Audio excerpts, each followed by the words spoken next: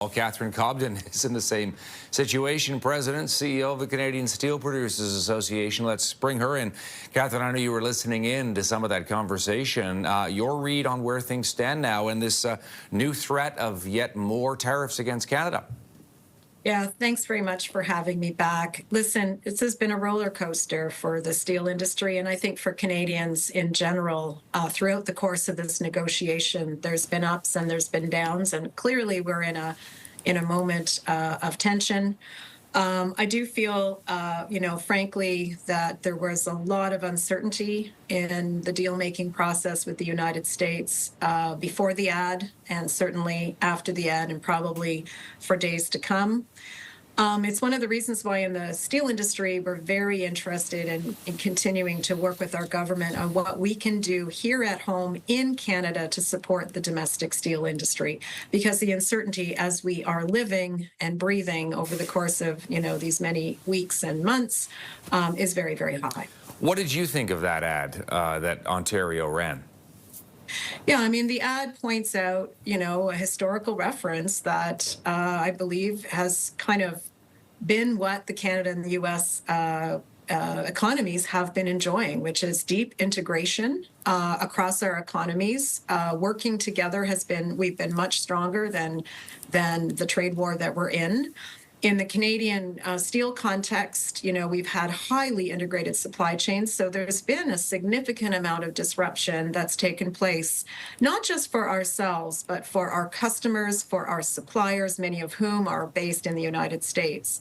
So, I feel we are living through a fairly exceptional time where we're trying to decouple, as the Prime Minister has said many times, our integration.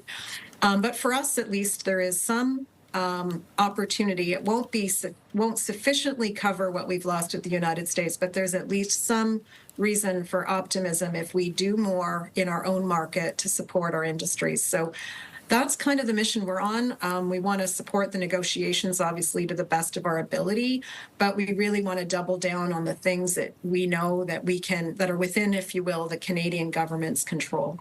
And what are you going to be watching for in Mark Carney's ongoing trip to Asia? That's another important part of this story, of course, as he's trying to deepen trade ties with other countries as opposed to the U.S. I obviously, from the steel perspective, we have some concerns about unfairly traded steel from some of the ASEAN regions. So we're clearly watching that, and we hope our government will navigate that extremely carefully, because that could make matters much, much worse for us. At the same time, we don't have a huge opportunity to diversify because of how much excess steel there is in the world. So, we hope that moving forward, temperatures will remain calm, that people will continue. I really am hopeful that we'll see the governments at some point get back to the table. I know they were working in earnest for a deal, and hopefully we'll get there. As I say, we'll hopefully not have a situation in the ASEAN that makes us deeply uncomfortable in the steel sector.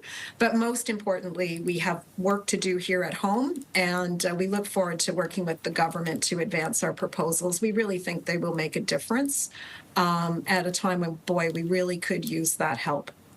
Good to have you with us, as always, Catherine. Much appreciated. Thanks very much for having me. Catherine Cobden with her take with the Steel Producers Association.